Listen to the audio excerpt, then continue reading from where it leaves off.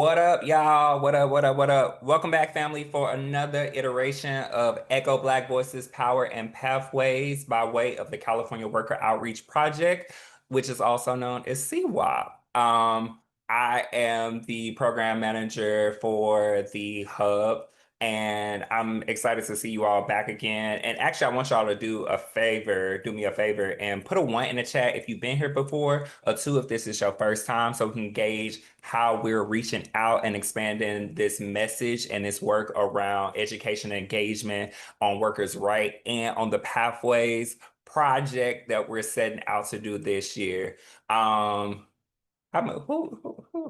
It's a lot of ones in here, which is good. We happy to be back. We got a few twos, so welcome to the space. And I'm glad that you all could join us. So a little bit about the hub before I get into our apps, which is the access pathways and protection piece that we're working on this year. A little bit about the hub. We are a makeup of Black worker centers across the Southern California region.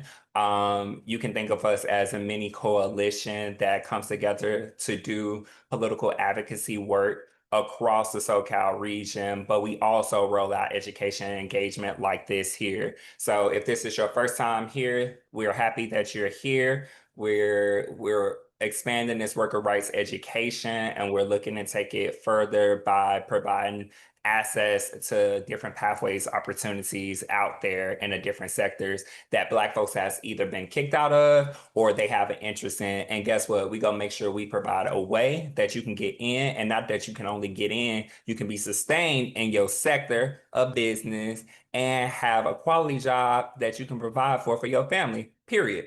All right, next slide. All right, so again, that was a little bit about the purpose and intention. But again, the apps, access pathways and protection, another part of what we do is the wellness piece as well, which we don't have Earth Lodge here today, but when that slide comes up, I'll anchor us in a little bit of something before we jump into our piece today. But another big component about what we do as the hub and what the worker centers do as well is the organizing piece. It is very important that we not only teach people about their rights, but teach them how to like advocate for themselves when the moment in time comes up and your Blackness is comes up in question or is threatened or anything, you know how to come together. And we're going to talk about that a little bit later in the program as well. So yeah, next slide. Before we get on, want to do a quick acknowledgement of all of our hub partners and all of our collaborators. So shout out to the Department of Industrial Relations, who this program is by way of. So shout out to them, the Labor's Commissioner's Office as well, which we pulled them into a lot of these educational spaces as well, such as, also like Cal OSHA as well. And we don't have it on here, but the Civil Rights Departments as well. Next slide. And then our most distinguished partners, or distinguished partners, excuse me, all of our hub partners, but of course our CWOP partners. So Black Women for Wellness, Demo Chicks, I don't see them on the call tonight. Earth Lodge, we have the High Desert, Black Worker Center, Inland Empire, LA, San Diego, Long Beach, OFA, the Six. I can go on and on and on. Thank you all for being a part of this iteration of CWOP and continuing to do the good work. And also for our new partners, our new sub-grantees specifically, shout out to y'all for having the desire to integrate a worker lens, a Black worker lens into the work that you do. That goes to show your yearning for continued learning and also the continued investment in the Black community in the SoCal region. So shout out to y'all. And thank you for being here on the call as well tonight. Next slide. So we talked about the wellness piece for a little bit. And typically when we have these calls, we like to be grounded in our purpose so we can acknowledge all the things that come up for us when we're in the workplace, but also just acknowledge the traumas that we face and are faced with as Black folks. Typically, Earth Lodge is here on the call. They couldn't be on the call today. So I still wanted to do some kind of acknowledgement, so I'm going to anchor us in this ACE model that I found. So ACE is an acronym. The A stands for acknowledge your experience. So tonight we're going to ask that you notice what thoughts come up, what feelings, memories are present for you right now in this moment, and try to name them if you can, especially when we get into the breakout discussion later on today. The C stands for connect with your body. So we're going to ask that you push your feet into the ground and intentionally move your body when those things come up for you. Notice that, notice what is containing all of your thoughts and your feelings in this moment as we have these discussions. And the E is engage with the world around you. So notice the room, engage with your senses, notice what you feeling, what you thinking, all those things. And the most important piece of all of this, and the reason why we decided to do this, we understand when we're talking to Black workers that a lot of our trauma is related to our workplace experiences. So we don't want to engage you all in these deep conversations and not make room for vulnerability and for you to be able to share and be vulnerable about the things that come up. But also, we don't want to just pull from you without being mindful and intentional of your experience. So we always want to ground ourselves in the conversations that we're having. And yeah, we just want to make space for you all and make sure that that is some continued healing for all of us and all that we do. So before I turn it over to our co-host tonight, I wanted to ask Dawn if she wanted to say anything. I know you're going to talk later on, anything like that. Okay, cool. All right, cool. Well, You summed it all up. you said what? Summed it all up. Okay, perfect. All right, let's get into our next slide. All right, so without further ado, again, this whole iteration of this is, of course, an extension of the worker rights education that we did last year. If you joined us last year, you know we did a whole summer series on workers' rights. And this year it's an extension of that. But we also have brought in the pathway piece because we want to connect Black workers with quality jobs and getting them connected to them, start with connecting with more of our CBOs and just our community as a whole. So this year, or excuse me, not this year, this month's topic is on construction, and we have connected with our co-host, TransCal Services. So without further ado, I'm going to turn it over to the one and only Jeffrey Henderson. Do your thing, brother. Boop, boop, boop, boop, boop, boop, boop.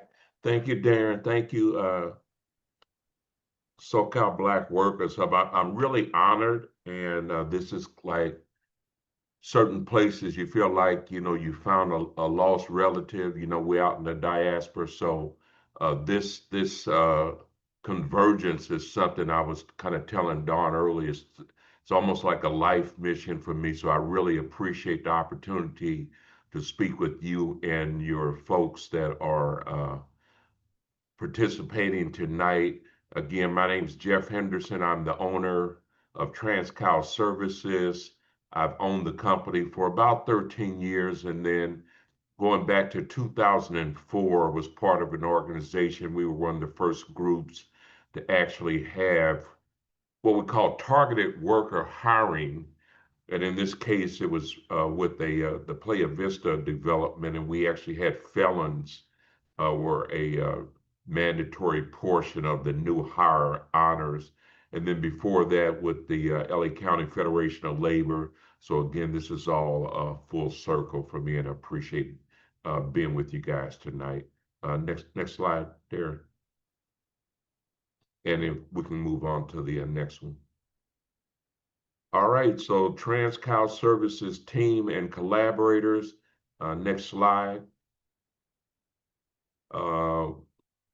This is some of my staff right now. We are in Los Angeles. We are originally at 61st and Western. Our office is still there. We've been there for about 11 years. We're also at a Westchester office right across from the airport in LAX. And then we've recently opened up a San Diego office. So it was always our intention to be regional in focus. And so the connecting with the Black Workers Hub is kind of pulling all of that together as we are moving into new markets and new areas that we want to have influence in. It's so good to know that we have family members in these markets that we can support and partner with and draw energy from. So again, glad to be here. Next slide, please. So in a nutshell, TransCal Services, we are jobs coordinators for the construction sector. And I'll say that again, we're jobs coordinators for the construction sector. And next slide. So here's my elevator speech. We have over 20 years experience working as a jobs coordinator, helping to provide well-paying careers to deserving residents in Southern California. And so these are some of the bullet points. We are hired by construction contractors and specifically the prime contractors to ensure that they meet their mandated requirements for hiring local and targeted workers. And these mandates are set by the project owner. So again, the sequence is the project owner, City of LA, City of Long Beach, Metro, City of San Diego, Port of LA, award these large-scale multi-million-dollar construction projects to a prime contractor. That's the one that they have the actual contract and agreement with. And so what they're telling these contractors is, you know, you're going into our communities, you're taking our local money to build these projects. We want to see that normally 30% of the hours go to people that live in those areas where the projects are located. So if it's a project in Long Beach, they want, in Long Beach's case, 40% of all the hours to go to people that are within their local zip codes. And then on top of that, they have a targeted worker requirement. So targeted workers are, and these are just a few of them, people that have a history of involvement with the justice system, single parents, former foster youth, veterans, women of all descent, homeless, low income, local residents, and other barriers. And TransCal our job is twofold. Number one, we certify the workers to make sure that they do indeed meet these qualifications for being local and or having one of these risk factors. And then we also make sure that we provide compliance and technical assistance to the contractors to help them avoid getting fined by the owners for not meeting their requirements. So our job is as direct placement, which means we have a lot of sources that we receive referrals from: work source centers, veterans groups that support people that have a history of involvement with the justice system, people that intermediaries that support homeless. So we get all of these referrals, and our job is to make sure that the folks that we get, that we work with the most job ready folks to refer to our contractors. And the reason we do that, not that we're trying to cream, but we want to make sure that the contractors see that there's value in our services and that the people that we refer to them are going to be an asset to the company, which means that they understand what construction is all about, which means, you know, getting up 4:30, 5 o'clock in the morning, you know, getting to work on time, going to where the project's at, you know, all the things, being able and willing to work outside in all types of elements in some cases, so that the money's good, the benefits are good, but it's good for a reason, because this is difficult work. If anybody tries to tell you other than that, don't believe them, right? But if you are able and willing to get in and make the sacrifice, this is a career where you can sustain you, your family, and your community and very soon you'll be making easily six-figure salaries with medical, dental, vision, pension plan, vacation, the whole deal for you and your family. So again, great careers, careers that for a long time we have been excluded from.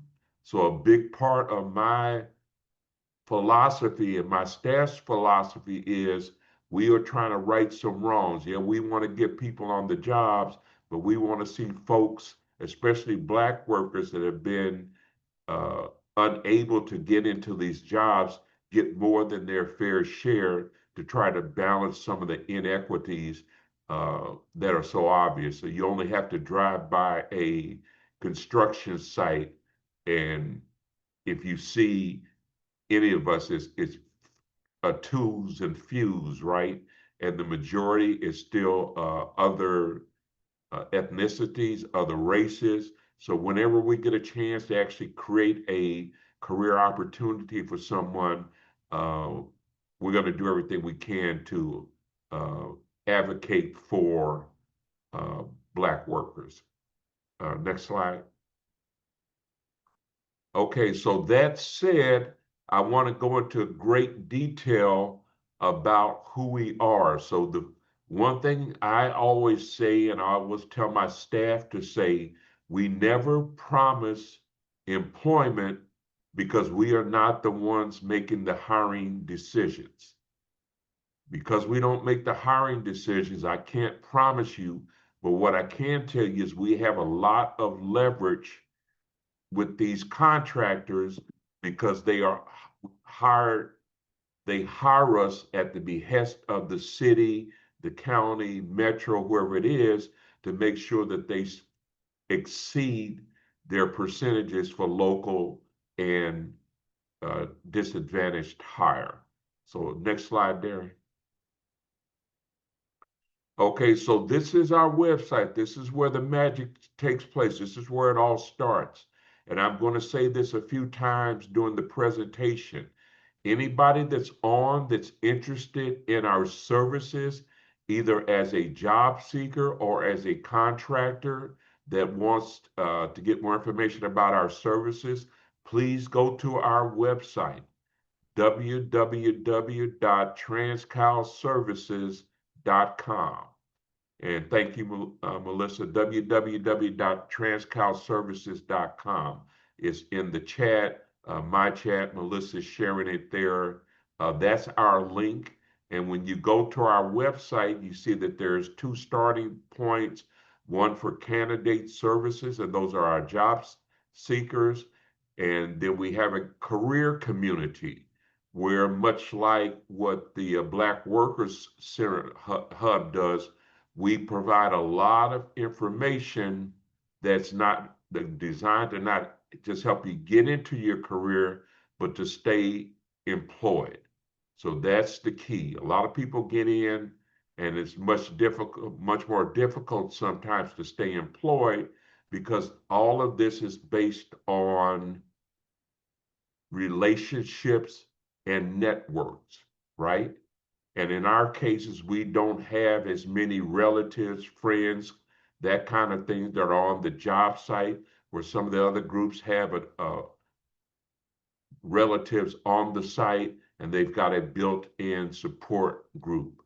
Our support group is a little different.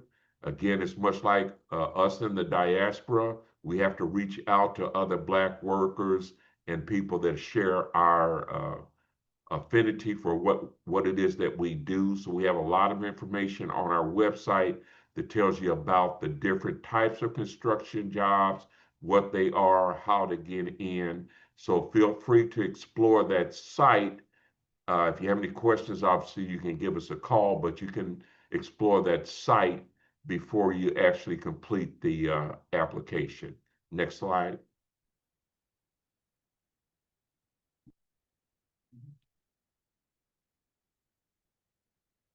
So start your search. So we have construction, craft, apprenticeship, careers. So apprenticeship means just that.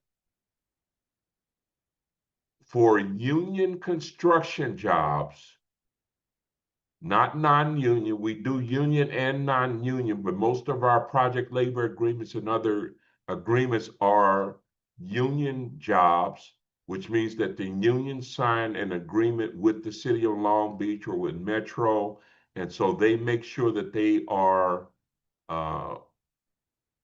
their apprenticeship programs are how most people try to get in. And again, these are the jobs that pay the most and have the best benefits. So the first thing you see when you log on is a list of, if you click that view list, you'll see a list of all the apprenticeshable construction jobs in the state DIR. So again, Darren mentioned the Department of Industrial Relations. Under the California Department of Industrial Relations is an organization called, or a arm of the DIR called the DAS, which is the Division of Apprenticeship Standards. So all of these groups, all the trainings that are doing apprenticeship training are governed under the state DIR, or in some cases, the federal apprenticeship programs. But these have very rigid requirements of how long you're going to be in your apprenticeship program, what it's going to take to finish that to become a journeyman or a woman in your particular trade. So again, all apprenticeship means is once one of these contractors hires you or sponsored you, you are on the clock with the California DIR. The length of your apprenticeship will vary by trade. In some cases, as little as 2 years for organizations like the laborers, and for some like 6 or 7 years for some of the electrical and operating engineers and some of the other trades. So again, that list of the trades, who they are, how much they pay, if there's a test involved, is going to be right there for you to take a look under the view list. And then after you view that list, we encourage you to apply. So you go from viewing your list if you want to view the list. If not, you can bypass the list and go right to apply now. And then that will take you to the next slide, please. This is our application. This is our candidate application. So again, you have all of your information, your personal information, who you are. Some of it we'll ask if anything you're not comfortable with. In this case, we have the birth date, and that is something we are going to modify. A couple of our owners asked for the full birthday for some of their grant information, but we will make that optional, that you can just put your birth month and year, or you can exclude that entirely. We do ask for the last 4 of your social for identification purposes, because we have so many folks with similar names. We want to make sure that we're dealing with unique candidates. Obviously, your name, your city, your state, your zip code, best contact information, emails, and referred by. The referred by is very important. In this case, we ask anybody that signs on as a result of attending this meeting, please put down that you were referred by the LA Black Workers Hub. That's real important because we want to keep them apprised on how many people applied, how they're doing, who we were able to give job referrals to. We also have a lot of collaborators. I mentioned to you that we try to place the most job ready, but we will not deny anybody. If you have needs for transportation, childcare, housing, supportive services to pay for your initiation fees, tools, boots, clothes, that sort of thing. We have a whole network of collaborators that we work with, so we'll try to get you what you need. If you're still having issues with your family issues or with legal issues, we will help provide you resources to help get you those things, help get those things taken care of. So again, you are what's considered job ready. right below that, where I'm asking you to check the box, are some of the risk factors. We're going to want to know your marital status, your ethnicity, your education, whether you're single, selective services, if you have a valid driver's license. Again, these things are relevant. And if we could check maybe the next slide, Darren, we may need to come back to this one. Let's go back to the prior slide. So the second part of this application, there's a lot of information where we ask you about your risk factors. You know, do you have a history of involvement with the justice system, probation or parole? You know, are you low income? Are you homeless? Are you a former foster youth? Please do not be shy and do not feel uncomfortable about divulging that information. This is the information that we are tasked with prioritizing people that have these barriers, helping them get in first. So unless it's something that you have a question about, or you just are sure you don't want to share it, please check all of the risk factors that apply. And again, that's to your advantage. Next slide. So a couple of things. Once you log on, we have a job board that we maintain. So we will be working with you individually to help get you placed with our client contractors, but we will also maintain a pretty robust job board of positions that you do not are not that does not require you to get referred to us by us directly to a contractor. And we have really fleshed this out to include a lot of non-union jobs and other types of jobs in the construction sector, administrative jobs, maintenance jobs, again, non-union jobs. If you know that you don't want to work for union, or if you need to work while you're waiting to get into one of these union apprenticeship programs, check here. We have a lot of different types of jobs within the construction sector that may be a fit for you. And again, you're welcome to apply for these jobs, and we will assist you in applying for these jobs. So once you log on, and even prior to completing the application, please feel free to check out our job board. Next slide. Okay, phone assessment. So what happens after you apply? After you complete your application, there's two additional things that we're going to ask you to do. We'll ask you to complete the application, but we will also ask you to complete a release of information form.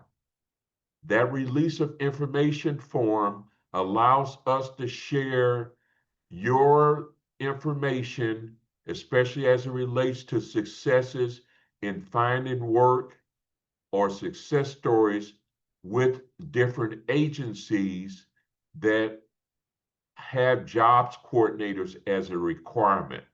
So in this case, it would allow us to share information. If you say you were referred by the LA Black Workers Hub, your release of information allows us to share information with them in terms of how you're doing, any feedback you have about us and our services. So we ask that you do the release of information form.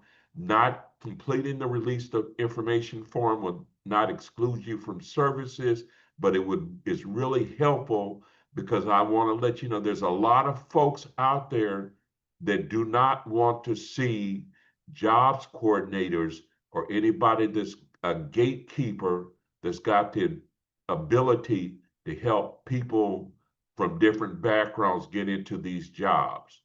So very much like the federal DBE has gone away at the blink of an eye, there's a lot of folks out there that would like to see jobs coordinators and project labor agreements gone. So it helps that we are able to share our stories, and we have to quantify the results of our services. So if you're comfortable with it, please sign the release of information. And then the other thing we ask you to do is we have a what we call a client form. And basically, it's like a mini resume. It's built specifically for construction. We will take your resume, but we ask that you complete this form, and they'll complete that form during a phone assessment with one of my staff. So within 48 hours after you complete the application, somebody from my staff will give you a call. They'll go through the application with you from A to Z. They'll answer any questions that you have about our program, about the construction industry, anything you have, get more information about your risk factors, find out about your geographical limitations, help you decide which trades you have the best interest and aptitude in. And so we'll do that phone assessment within 48 hours of you completing your application. Next slide. So again, this is our TransCal Services intake application. We have bilingual, but I'm hoping most of you, or I'm guessing most of you, will use the English version.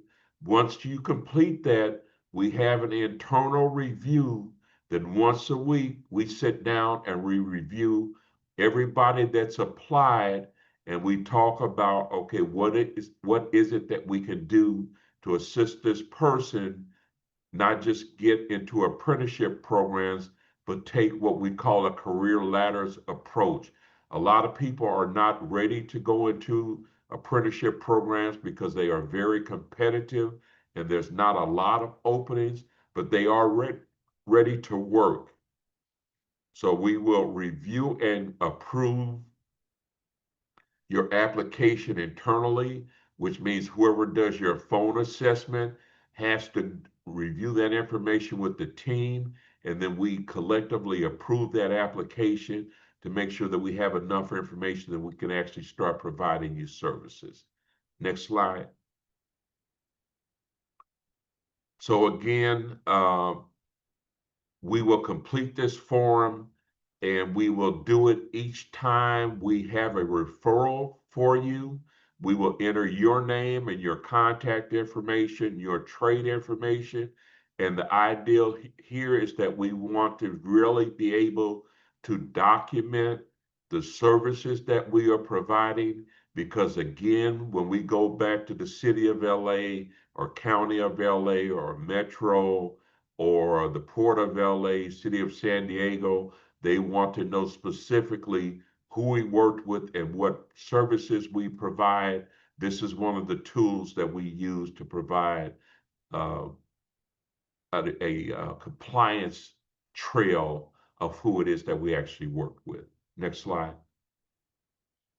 So once we've done all of that on the intake and assessment side, we get into our job development.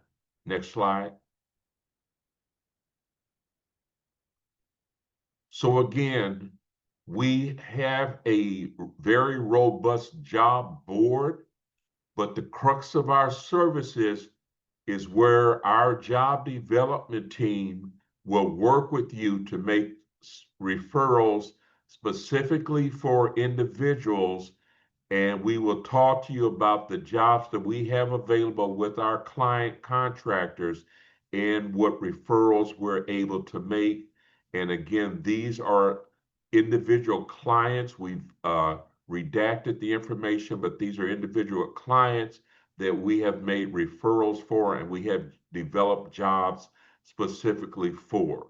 So again, once you get in, we will customize the services in terms of where we provide job leads for you based on your experience, your transportation, where you're able to go geographically, what types of trades you've decided you want to pursue.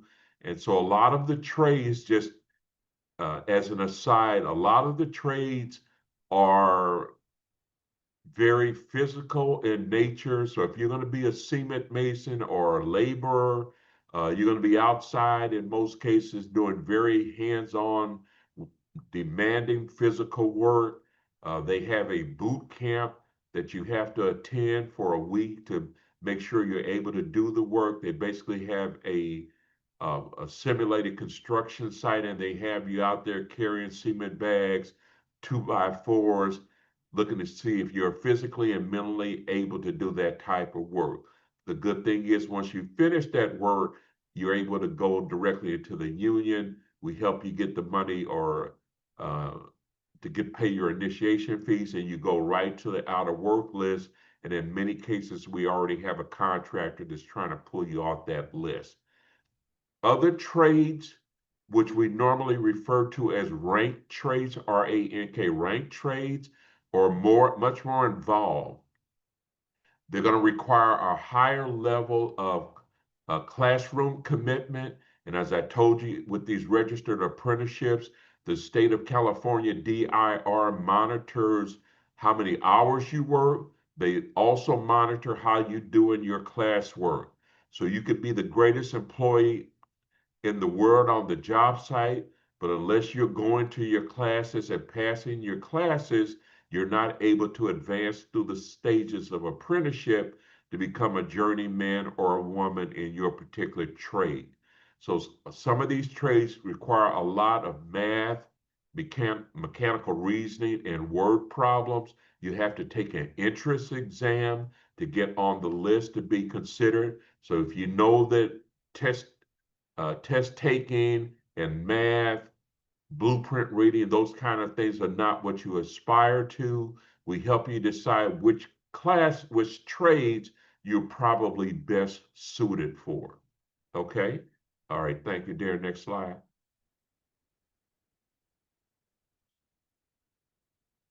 So again, this is the typical email that we will send out to our client, and we will say, good morning. The job development team has developed referrals for the following clients. So we'll have the clients' names and what jobs have been developed specifically for them. And then someone from our client services team, probably the person that spoke with you right after you did your intake application, will actually get back with you and make these individual referrals to open jobs and try to get as many referrals and interviews for you as possible. Next slide. So that brings us up to, so we've done our intake and assessments. We talked about job development. So now we're going to talk about job referrals and job placements. Next slide. All right, so our job referrals are when someone from client services, again, will get to you with a specific number of job leads that we deem you to be a good candidate for. So if Darren applies, we've gone through the intake and assessment, he's shown us that he's interested in getting jobs as an electrician. Once we've developed jobs for him, then our client services will send him an email saying, these are the jobs, again, that we have developed for you. Please click on this link to let us know your interest, and then we will follow up and make that referral again to our construction contractors. Next slide. And again, this is our database of clients. We have a large database, hundreds of clients that we maintain. But again, because we report to agencies that require very detailed information, all of our interactions are kept in a proprietary database that we've developed. And we are able to draw up. So if Black Workers Hub calls us and they say, hey, what's going on with Dawn? We're able to pull up Dawn and tell them in detail all the interactions we've had with Dawn, when we spoke with her, what we talked about, where we referred her to, what job she was interested in, what job she wasn't interested in. So that's why it's really important again, when you fill out your application, to put down who referred you so we know who we want to be in touch with as we take a holistic approach to you and your job and career search. Next slide. Okay, so after we've done that, then we're going to get into our client follow-up. Next slide. So client follow-up is just that. Because we have hundreds, if not more, of clients, it's real important that you keep us apprised of your interests. We ask that you do a weekly check-in. If you don't do a weekly check-in, you'll probably get an email from us in something of this vein. You know, we hope you're doing well. Hopefully you're employed. If you're still interested in our services, please let us know. But we only want to deal with, in terms of our active clients, people that are actively looking for work. So again, help us help you. If you're no longer interested, or if you've moved, if your situation has changed, let us know. If not, again, we're going to reach out to you. Probably, I think it's 2 weeks. If we haven't heard from you, we'll send this message out or a similar message out twice. And if we haven't heard from you the second time around, we'll move you to what we call our inactive status. So we really hope that you take advantage of the opportunity. Again, we are human. The people that we give the most attention to are the people that we know are the hungriest. So the people that are calling us daily or weekly, hey, what's going on? I'm still available. I talked to this employer. You know, what's the next step? I'm having this issue. Can you help me with transportation? Can you help me with childcare? Be proactive in dealing with us. We have a very limited amount of staff hours. We obviously want to help as many people as we can, but we will target our energy and our time to the folks that show that they're most interested in going to work. And you can do that again by staying in touch with us. And if you haven't been in touch with us in a while, please respond to these emails that go out again after the second one, which will be about a month. We'll put you into the inactive file. Next slide, Darren. And then the last thing, we are very serious about the work we do. We want to know how we're doing, good and bad. And this, as the owner of the company, this is real important for me. We have a client services feedback form, and we ask that everybody fills that out. We love to get good feedback in terms of how we've done, much like a Google review. But for me as the owner, it's equally important that if there's been an issue, especially if there's an issue with a specific interaction with a staff member that wasn't up to your level of what you thought it should have been, please take a minute. It only takes 30 seconds. Fill out this client services feedback form. These do get reviewed by our leads. And if it gets escalated, it'll get reviewed by me. But somebody will get back with you, and we will always do our best to address any concerns that you had. Next slide, Darren. So we're going to success story. We're looking for you to be our next success story. Please, again, take the time, sign up with us or give us a call. Let us answer your questions. And again, we want to help you get into career jobs, career opportunities, not just jobs. And so we're here to serve. Again, we've got a lot of years experience doing this. Right now, we have 27 active projects in Los Angeles and San Diego. So we have a lot of opportunities to work to help get you placed. So give us a chance to work with you. And if nothing else, give us a call or submit this application so we can answer your questions about working in the construction sector. Next slide. Next slide. Next slide. Is that it?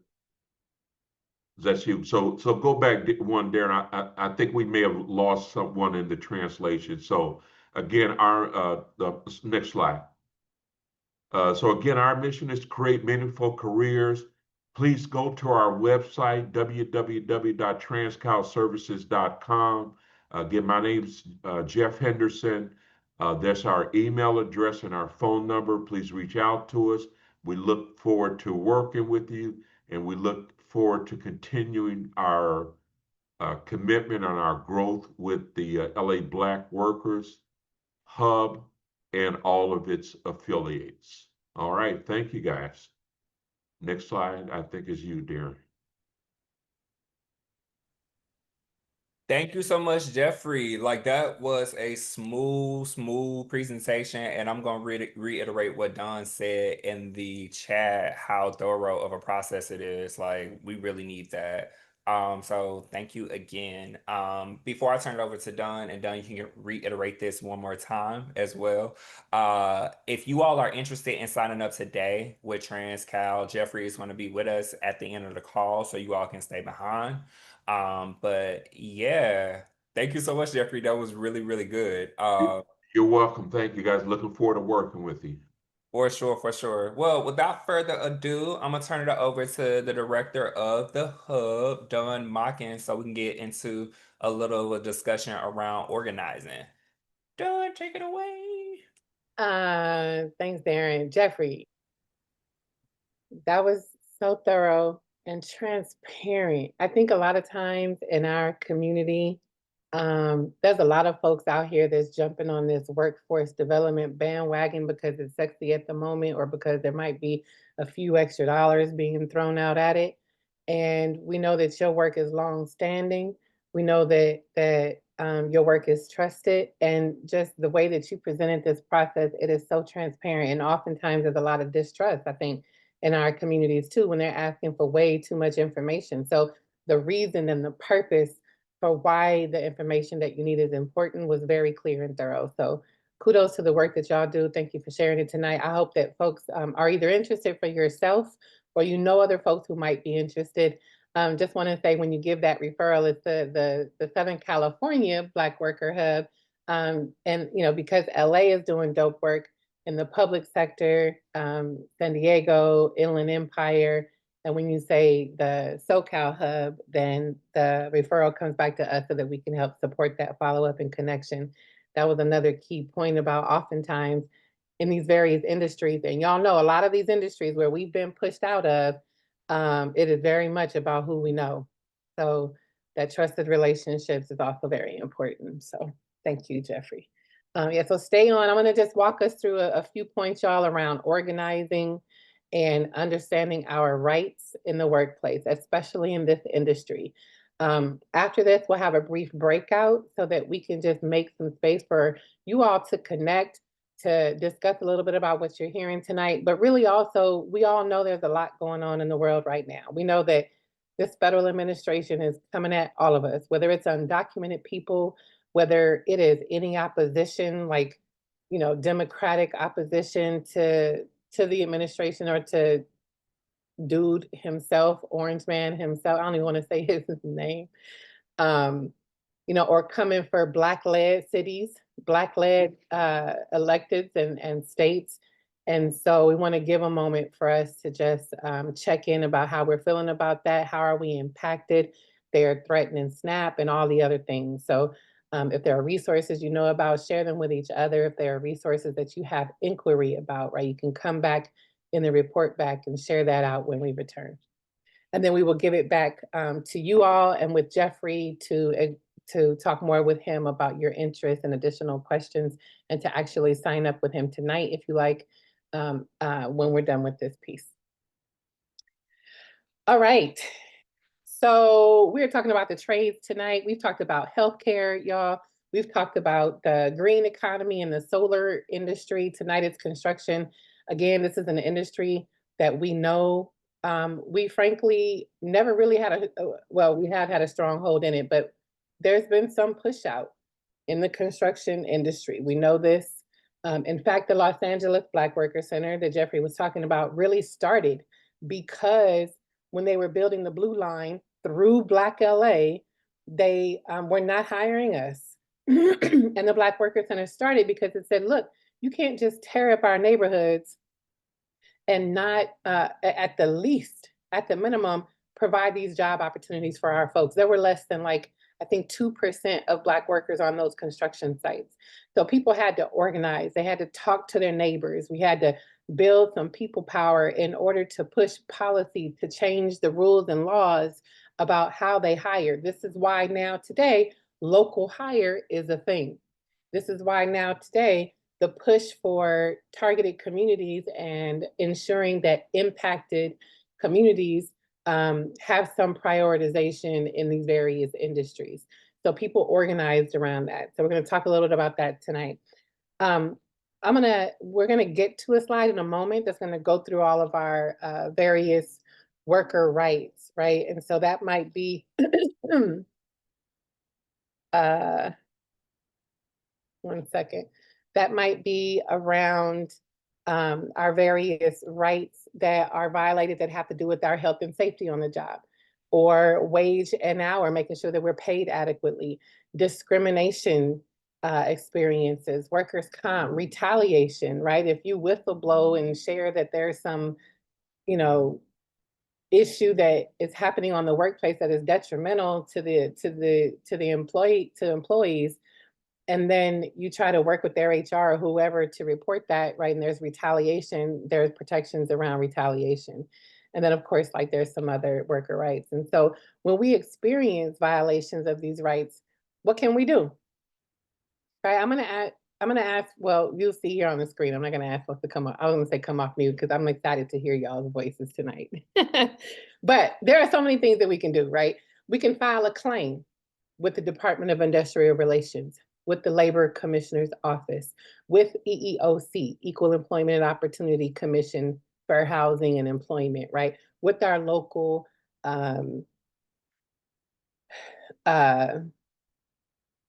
oh, why am I blanking on another agency? Anywho, we could file a claim. Oftentimes we know that that takes forever. It could take up to 8 months just to get a hearing to evaluate whether or not your claim is actually a legal violation, right? Or is it just some other microaggression, right? And so with our support with the hub, we can likely get you through that process faster because of relationships that we've been able to establish with the various agencies. But even still, it takes a long time, right? What else can we do if we experience a violation of our rights at work? We could do nothing. You could just sit in it and let it affect your body and your health and your mental health and give you ulcers because it's stressful, right? We could just leave. Oh, I'm tired of this. I'm tired of the discrimination. I'm tired of the whatever the violation is, fill in the blank. I'm out of here. Likely you'll just be popping jobs, right? Because we know it's frequent. It could take legal action, right? Y'all know, you can put in the chat how long y'all know lawsuits can take, right? Lastly, we want to suggest organizing at work because oftentimes, more often than not, when we organize at work, we can more likely gain some resolution to whatever the issue is, just by being in a process with our colleagues, with management around ways to resolve an issue or ways to make the worker whole, rather than taking a long time and through these other means. And so go to the next slide, please, Kemi. What is organizing? It's power building. It's leveraging our strength in the workplace to address and resolve issues. It is a way to play a critical role in the problem solving, not just handing off to someone else, although sometimes we need that, right? But it's also us taking the power back by solving that power, being a part of solving those issues ourselves. It's a path to decision-making power, right? When we're the ones most impacted. It's our ability to influence decision-making. That is power. It is a route to gain workplace corrections faster than waiting through those other processes just mentioned. And empowers other people to creatively address violations, right? And these different means could be through action, petitions, delegations, community engagement if needed, public attention on the situation, right? Leveraging external pressure from other powers that be. Next slide, please. And so there's a couple of elements that that I would want to walk through for to take into consideration when we're thinking about organizing at work, particularly in a non-union workplace. Jeffrey just shared that with the contracts and relationships that he has, some of them are union, some are non-union, right? Drop a 1 in the chat if you're familiar with unions, how they work. Maybe you're a union member, you know about unions, put a 1. If you don't have a clue about unions, you've never been a union member, you're not really sure how they work, drop a 2. Just curious. Because oftentimes in a union environment, okay, Xavier, I see you too, Sean, yep. Okay, Ted, all the ones. Ted comes out of labor. Yeah, and so a lot of us don't know exactly how unions work. So, but oftentimes in a union workplace, they are unionized. You actually have a shop steward to go to when you experience a challenge. You have a union rep who is there to be your advocate to help negotiate with management around how to improve those conditions, right? But not every workplace is union. And so we have to become our advocates. And so some of the steps in the process, right? Knowing your workplace, know your folks. Have one-on-one meetings with a coworker. Know who they are. They don't have to be your bestie, right? Oftentimes we go to work and come home like, I don't want to know these people. I don't want them in my business. I don't want to know their business. I go to work and I go home. That's going to be unfortunate for a moment when we need each other. For a moment that we find out that there's something going on with you, that because we weren't in communication with each other, you might learn that it's actually going on with other people too. And there's power in numbers, right? So just know your folks. Know your environment, know the department, know how many, the various departments, if there are multiple, know the numbers of employees in each of those departments, because you may want to make sure that you talk to at least 2 employees in those departments. Know the policies and procedures, right? At minimum, they have their own procedures that they should be following, or a contract if you have a union. Schedules, culture, know the systems and structures, right? The leadership and management structures, external relationships to the company, maybe board members, maybe sponsors of the company, et cetera. And just having that knowledge, right? We all know knowledge is power. It could be helpful if and when something were to happen and helping to resolve your situation, right? Know your rights, number 3. I'm gonna share our Know Your Rights guide, which can be dropped in the link. A link can be dropped in the chat in the moment. And it has lots of details on ways to know your rights, which you want to know those things, right? Because when something happens, discrimination, for example, with the EEOC, you have to have extremely concrete information. Like they damn near want a video recording of somebody calling you the N-word and say that they're firing you because you're Black, right? It is extremely difficult. And so you want to really understand the right before you go through all the process, and then you may find out it's a microaggression or it's some other personal issue that they're behaving a particular way. And then that situation has to be handled differently. It may not fall under Department of Industrial Relations, or it may not fall under the Labor Commissioner's office. So you want to be clear and understand the difference. And then lastly, establish trusted workplace community, right? And so like just identifying whether or not the experience is an actual issue. Is it a problem? Is it an isolated incident, a personal one versus a legal one? Excuse me.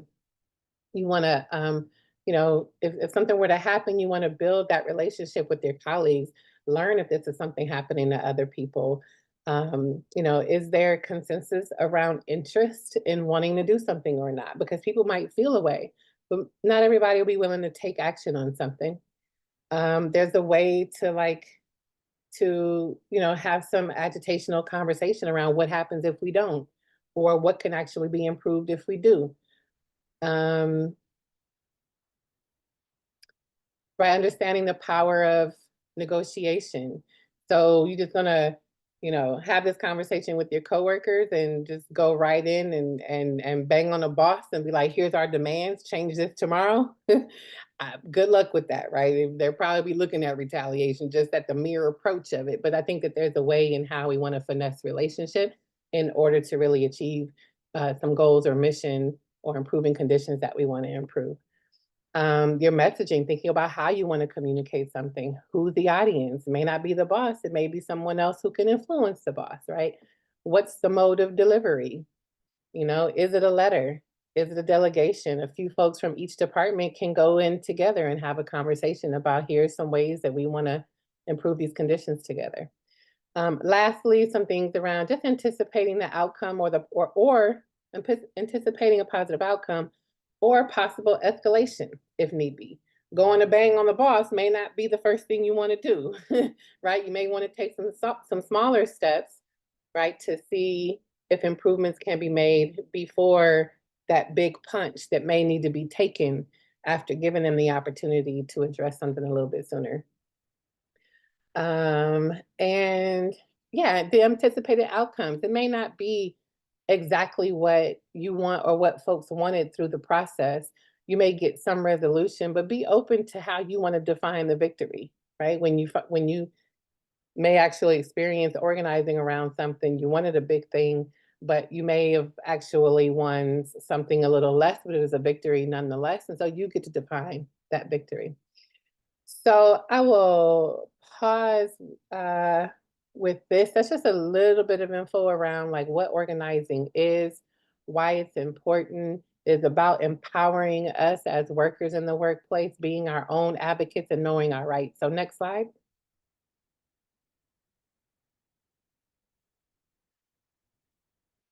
Next slide, Kemi. Yep, already named those. Thank you. I should have said next slide a moment ago. Thanks. Next slide.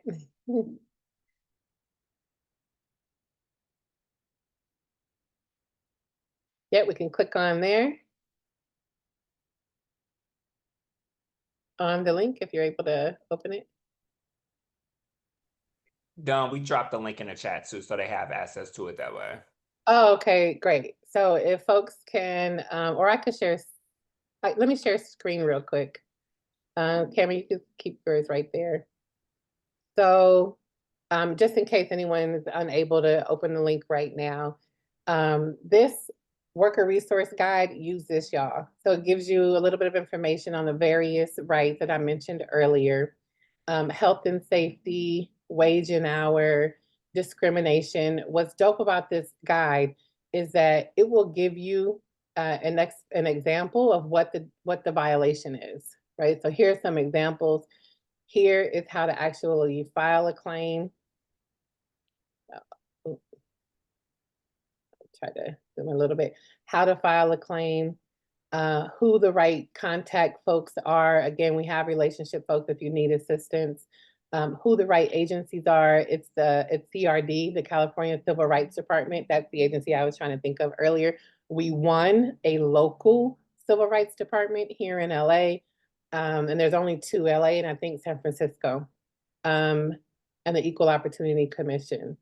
Right, here are the contacts, y'all. These are direct contacts, folks who we know can be supportive with walking you through a situation.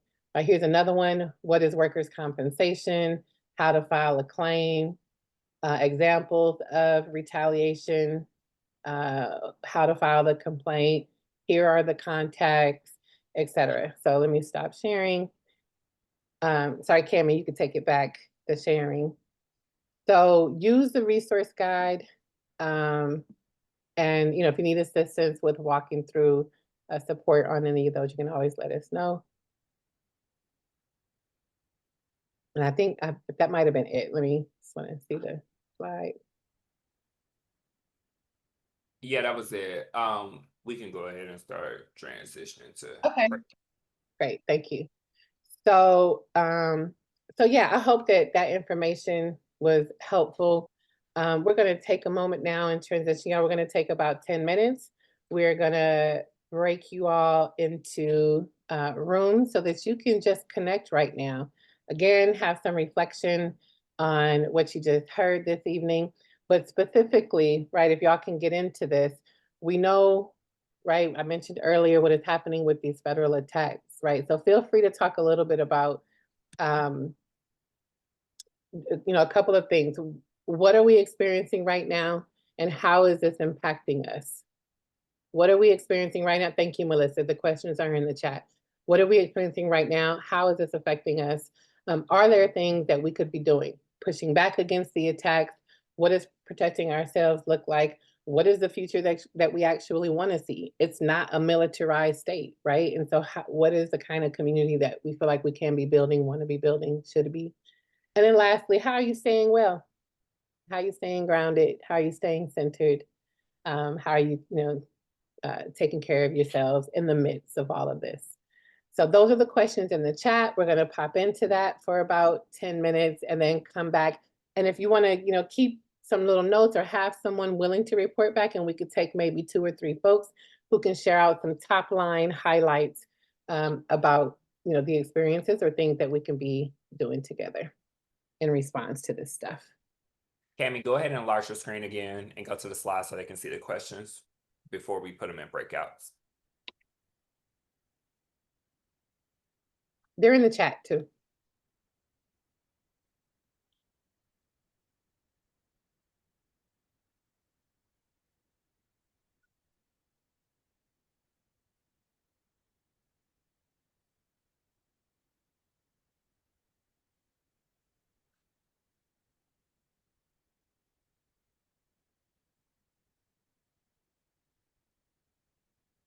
Howdy.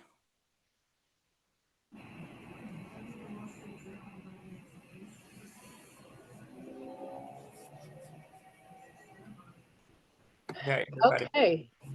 Oh, am I okay to invite folks for a share, Darren? Yeah, 1 or 2 people. Because we had 7:55. Gotcha. Thank you.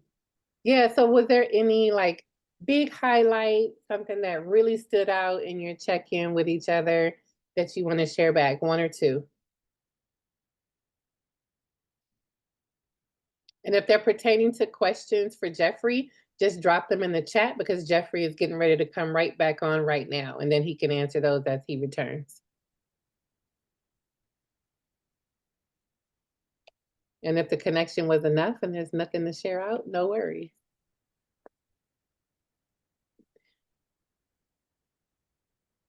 I will share from our chat that came up, the difficulty that our folks, as Black people, Black workers, are having with finding work, right? Or gaining employment, right? Because they'll find it, all the help wanted signs, all the applications being put in, even some of these types of apprenticeship programs that just, or a work source center that'll send you out, but not really helping you to make the connect. So you're just there like any other person after you went through a process. It's been difficult because they're still not able to land the job. And how challenging it is when they're watching other people who don't look like us gain those opportunities and we aren't. Another thing that came up in our group was, given the impacts of these federal attacks, it's really been moving their family to be more connected and more supportive around folks who are being very directly impacted by the cutting of the SNAP benefits, and specifically for differently able people. So those are 2 big things that came out of our group.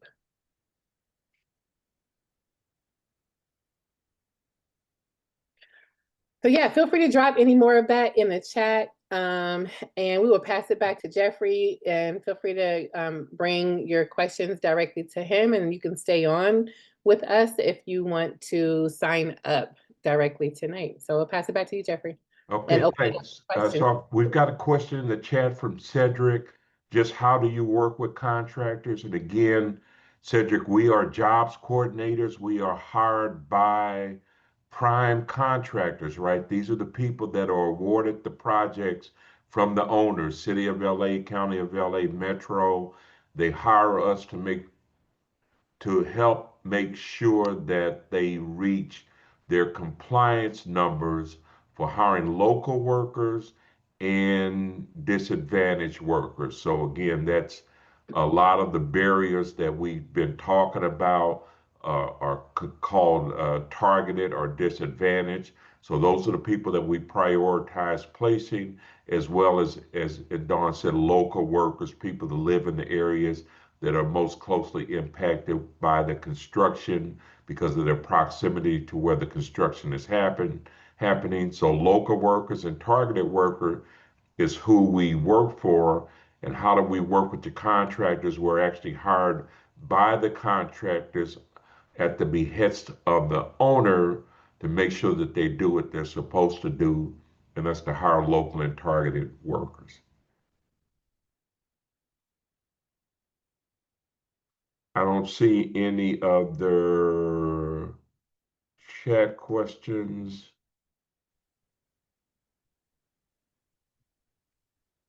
Okay.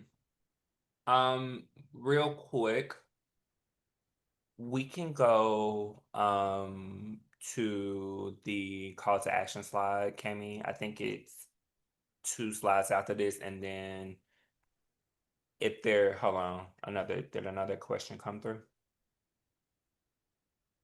Okay, Jeffrey, you got another question. I can do the call to action after. Like, if you Okay. go ahead and answer that one as well. So this was the lady was in our breakout session, and we were engaging just as the session was ending. She's interested in green tech and the development opportunities for construction.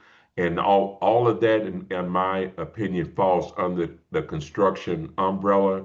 So definitely solar, green, contacts opportunities are something we would have in that regard. So again, I would encourage you to fill out the application.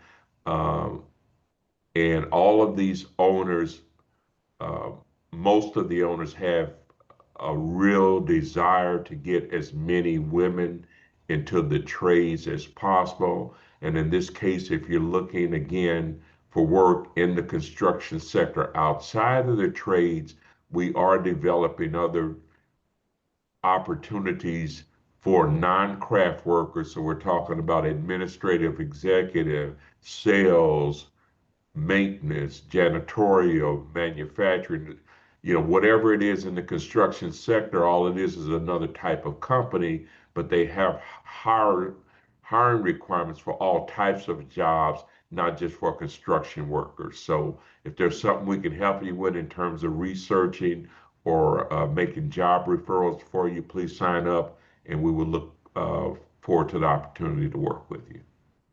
Let me segue in this because I got a contractor asking you a question, but I don't want to keep starting and stopping. Can we go ahead and go to the call to action slide, and then we go hand it right back over to Jeffrey because I see the questions. They're all kind of aligning with signing up, and we want to give room to that. So go to the next slide, and I think the one after that, Cami. Was it this one? There's a thank you, and then there's a call to action slide here. Do you see? The call to action should be on the next session. Right now, we're still on the discussion slide. Oh, okay, because it's showing that my screen is paused. Oh, okay. Yeah, it's still on the discussion slide. It looks like it is froze because I see the little blue thing right there. I mean, I'll do this. It's fine. Yeah, I don't know why it's paused though. Yeah, it's okay. So you all, this has been very, very great. We have one more edu-series session in the month of November.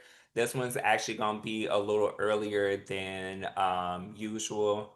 That one is taking place, if I'm not mistaken, November 19th. It is our last one for the year. We will be letting you all know via email, text message, and through social media the theme and the topic for the month in a matter of weeks. And then we will also let you know who will be our co-host for that month as well. So same place, same time, same Zoom link.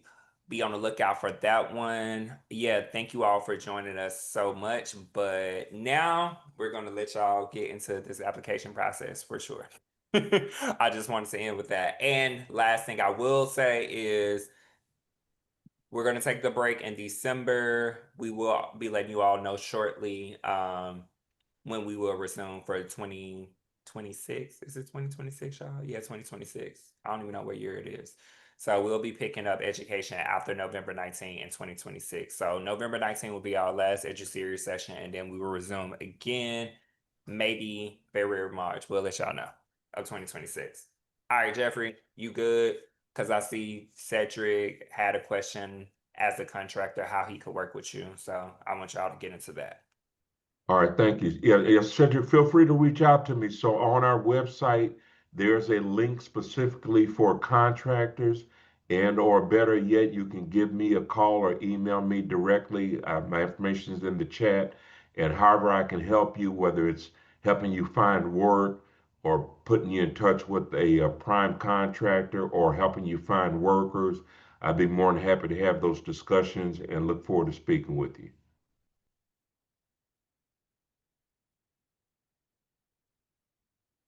Jeffrey, the email we have in here is info@TransCal. What's your direct email? And that will go directly to me. I'll get Excellent. that email. Thank you. We can also share out, I've gathered 2 emails already for folks that had interest in other industries. So I know for Ms. Doris and Renika had interest in the healthcare industry. We had a whole session with United Healthcare West. So I'll send you out a link to the edu-series that we had on that. And you can follow all those instructions and we can get you their contact info. And then, yeah, Xavier, absolutely reach out directly to Jeffrey. We did also have a session on solar installations and solar like green economy opportunities. And so, you know, you've got multiple options too. So we could share that with you also if you want the link to that session about the solar industry jobs.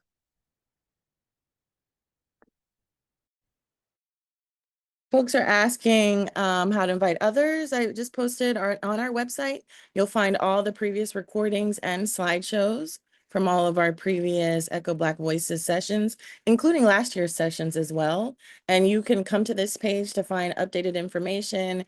Cami posts, she creates the flyer of what's happening next. You can find the Zoom link as Dawn mentioned. So everything is right here. It's a one-stop shop. That's SoCalBlackWorkersUnited.org/echo. Look at you, Melissa. You should get you a little influencer job. Join our mailing list too.